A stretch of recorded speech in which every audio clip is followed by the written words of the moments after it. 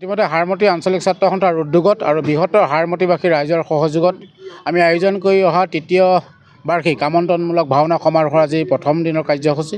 ইতিমধ্যে আসন প্ৰতিষ্ঠা কাৰ্যসূচী হৈ গৈছে। তাৰ পিছতে আছিল কাৰ্যসূচী সদৌ অসম ছাত্ৰ সন্থাৰ পতাকা উত্তোলন, আছিলে তৃতীয় বাৰ্ষিক ভাওনা সমাৰোহৰ ধৰ্মধ্বজা উত্তোলন আৰু যিসকল মহান বীৰ শ্বহীদে তেওঁলোকৰ বৰ্তমানবোৰ জাতিটোৰ ভৱিষ্যতৰ কাৰণে এৰি থৈ গৈছিল, সেইসকল মহান বীৰ শ্বহীদক স্মৰণ কৰি আমি শ্বহীদ তৰ্পণ কাৰ্যসূচী ৰাখিছিলোঁ। এই তিনিওটা কাৰ্যসূচী সুকলমে আমাৰ শেষ হৈ গৈছে।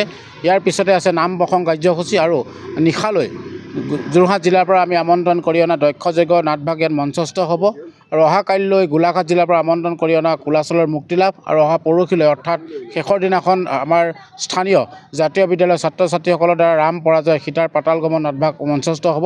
এই তিনিটো দিনাৰ সমূহ কাৰ্যসূচীত আমাৰ হাৰমতি অঞ্চলৰ বিভিন্ন জাতি জনজাতি আৰু জনগোষ্ঠী ধৰ্মাৱলম্বী লোকেৰে একত্ৰিত হৈ থকা সকলো ৰাইজকে আমি ইয়াত সহযোগিতা বিচাৰিছোঁ আৰু সকলোৰে উপস্থিতি কামনা কৰিছোঁ।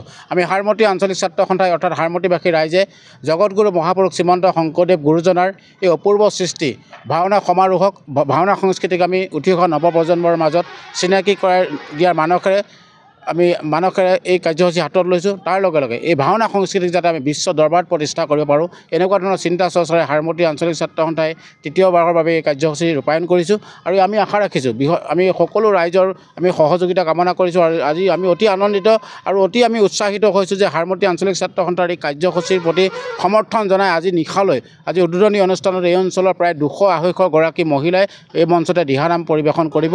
গতিকে আমি আনন্দিত হৈছোঁ। অনাগত দিনত ছাত্ৰ সন্থাই ল'বলগীয়া কাৰ্যসূচীসমূহত সকলো ৰাইজৰ সহায় সহযোগিতা কামনা কৰিছোঁ। তিনিদিনীয়া কাৰ্যসূচীৰে ভাওনা সমাৰোহ আয়োজন কৰা হৈছে আৰু আমি হাৰমতিবাসী ৰাইজৰ সহযোগত হাৰমতি আঞ্চলিক ছাত্ৰ সন্থাৰ উদ্যোগত প্ৰতি বছৰে আমি 3 বছৰ ভাওনা সমাৰোহ অনুষ্ঠিত কৰি আহিছোঁ আৰু এই ভাওনা সমাৰোহৰ যোগেদি আমি ৰাইজলৈ এটা বাৰ্তা দিব বিচাৰিছোঁ যাতে হাৰমতি বা লখিমপুৰ জিলাৰ বিভিন্ন জাতি জনগোষ্ঠীৰ মিলনভূমি আৰু তেওঁলোকৰ মাজত আমাৰ শংকৰদেৱৰ মহান সৃষ্টিৰাজিক আমি মাজলৈ লৈ যোৱা আৰু শংকৰদেৱক আমি জগতগুৰু হিচাপে প্ৰতিষ্ঠা কৰাৰ যি আমাৰ হেঁপাহ আছে বা আগ্ৰহ আছে, আমি সেইখিনিক ৰূপায়ণ কৰিবৰ কাৰণে আমি ভাওনা সমাৰোহভাগী আয়োজন কৰিছোঁ। আৰু সমান্তৰালভাৱে আমাৰ বৰ্তমান যুৱ সমাজৰ যি যুৱ উশৃংখলতা, সেই যুৱ উশৃংখলতাও যাতে আমাৰ সমাজৰ পৰা নাইকিয়া হয়, শংকৰদেৱৰ ধৰ্মৰ প্ৰতি আকৰ্ষিত হৈ সেই গোটেই বিভিন্ন দিশ আমি চালি জাৰি চাই ভাওনা সমাৰোহখিনি আমি আয়োজন কৰিছোঁ আৰু অদূৰ ভৱিষ্যতলৈ আমি এনেকুৱা ধৰণে ভাওনা সমাৰোহ আয়োজন কৰি ৰাইজৰ সহায় সহযোগিতা কামনা কৰিছোঁ।